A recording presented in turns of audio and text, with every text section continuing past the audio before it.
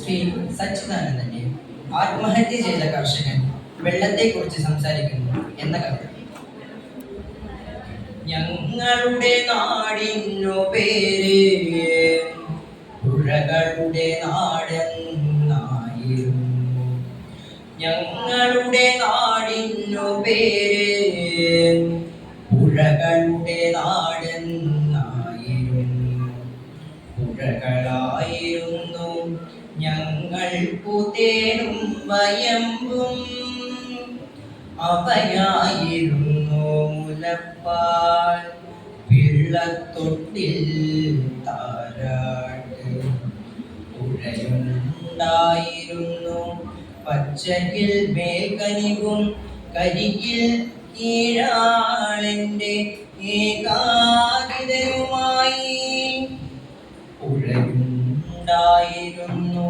വെറ്റിലപ്പാട്ടിന്റെ വളവുകളിൽ, തെയ്യക്കോലങ്ങളുടെ സിദ്ധപ്രവാഹങ്ങളിൽ, പറയൻ തുള്ളലിന്റെ ചടുലമായ ചുവടുകളിൽ, സോപാനത്തിന്റെ ഇതൾ തിരകളിൽ, മോഹിനിയാട്ടത്തിന്റെ ജലവടിവുകളിൽ, മാപ്പിളപ്പാട്ടുകളുടെ മധുരക്കുണുക്കങ്ങളിൽ, ഗുരുത്തോല പെരുന്നാളിന്റെ ഘോഷയാത്രകളിൽ.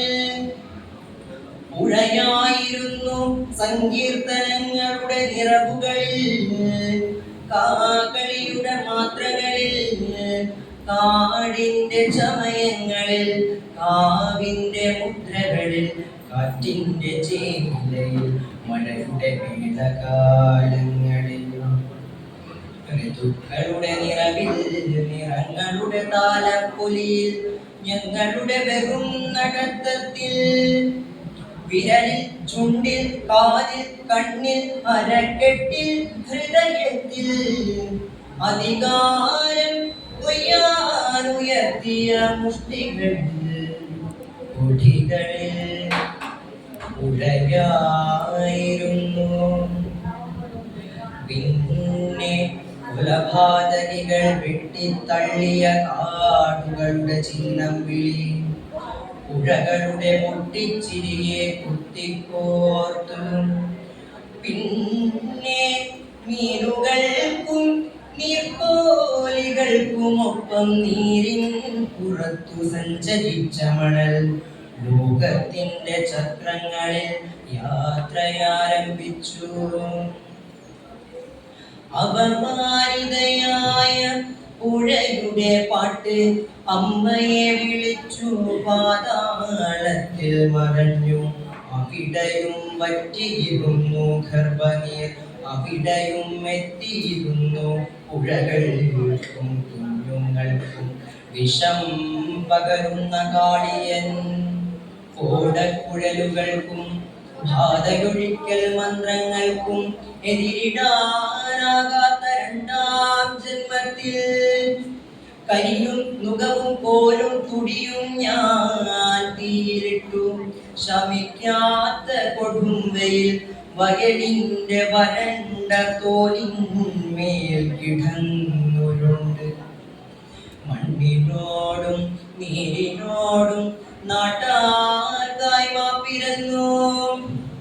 തട്ടകത്തിന്റെ തീഷ്ണതയെ സാക്ഷി നിർത്തി, ഒഴിഞ്ഞ നെല്ലറകളെയും നെഞ്ചുകളെയും സാക്ഷി നിർത്തി, കത്തിക്കാളുന്ന സൂര്യനെയും വെളുത്താകാശത്തെയും, നീരും നാളെയുമറ്റ കുഞ്ഞുങ്ങളെയും സാക്ഷി നിർത്തി, നാടിന്റെ മുഴുവൻ പാപവുമേറ്റി ഞാൻ ബലിയായി.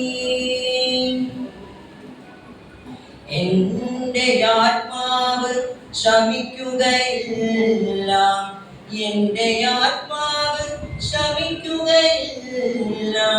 ഇനിയും ഞങ്ങളുടെ പുഴകളിൽ പൗർണമിയിലാപോലെ